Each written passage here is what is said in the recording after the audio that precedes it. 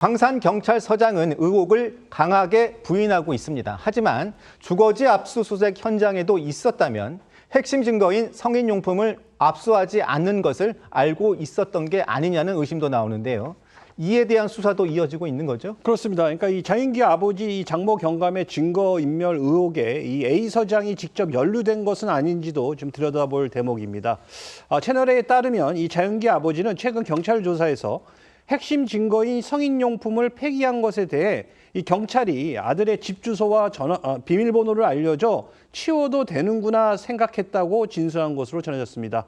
그러니까 의도적으로 증거인멸을 한 것이 아니라며 혐의를 부인하는 데 더해 이 동료들인 경찰 수사팀까지 끌고 들어간 셈입니다.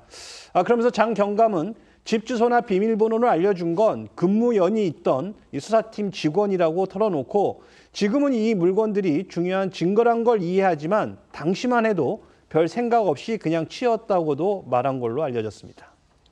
경찰 그것도 중간 간부인 장 경감이 정말로 특정 부위가 훼손된 성인용품이 중요 증거란 걸 몰랐을지 납득이 어려운 진술인데요.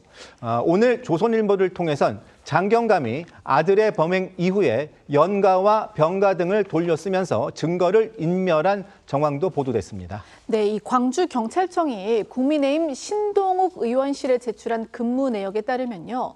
장 경감은 아들 장윤기의 범행 또 체포 당일인 지난 5월 5일 6시간짜리 긴급 연가를 냈던 것으로 나타났습니다. 이 연가 신청도요. 하루 뒤 오후 1시가 넘어서야 했을 정도로 정말 급했던 것으로 보이는데요. 뒤이어 이 장 경감은 5월 8일부터 18일까지 병가를 냈고 이 검경의 조사 결과 이 기간 장윤기의 강간살인 혐의를 입증할 핵심 증거들이 아버지 장 경감에 의해서 훼손, 은닉된 것으로 드러나고 있는 상황입니다. 네, 먼저 강성필 민주당 부대변인께 질문을 드리겠습니다. 자, 이렇게 장윤기 아버지에 대한 수사 상황도 오늘 장윤기가 2차 공판에서 성범죄 목적의 범행이었다는 점을 인정하는 데 영향을 미친 것으로 판단이 되기도 합니다. 경찰 경감인데요. 아버지의 계급은 경찰 아들의 범행이 현직 경찰 아버지를 시작으로 해가지고 담당 수사팀장 그리고 그 경찰서의 서장까지로 번지고 있는 상황입니다. 이 부분 어떻게 보고 계십니까? 간단합니다. 이 경찰이 아무리 동료 경찰관의 아들의 사건이라고 하더라도 공은 공이고 사는 사이인데 이걸 구분하지 못하고 이 잘못된 경찰 가족의 문화를 보여준 것이 아닌가라는 생각이 들고요. 그렇기 때문에 겸재와 감시 그리고 관리가 중요하다는 그런 교훈을 얻은 대표적인 사건이라 이렇게 볼 수 있을 것 같습니다. 네, 이현종 의원님. 네, 근데 이게 지금 사건이 보니까 일단 서장부터 시작해서 지금 사실은 상층부까지 좀 확대되는 분위기입니다. 근데 이 사건은요, 전국적인 사건이었습니다. 네. 아시겠지만 이 사건은 정말 주요 언론들이 매일같이 보도를 했고 또 특히 이 여학생을 구하기 위해서 한 남학생이 또 뛰어들다가 이제 상처를 입었지 않습니까? 그런 사건이 전국적으로 정말 주목을 받은 사건인데 이런 사건을 어떻게 당시 수사팀들이 이런 방식으로 했을 수 있을까라는 의문이 분명히 드는 거거든요.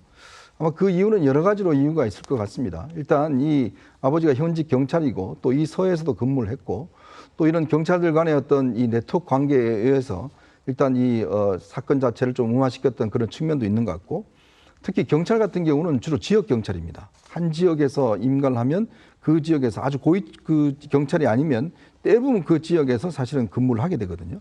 그랬을 경우에 사실 유일하게 견제할 수 있는 장치는 검찰밖에 없습니다. 왜냐하면 검찰은 상피제가 있어요. 자기가 출신 지역은 그 지역에 발령나지가 않습니다.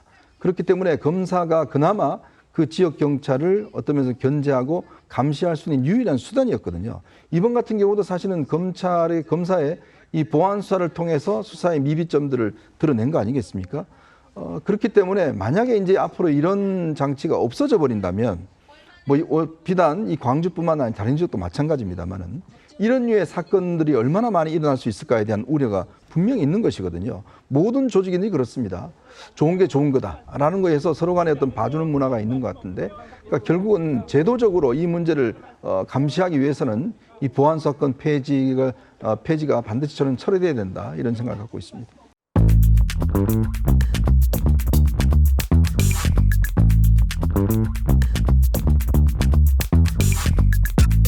있습니다.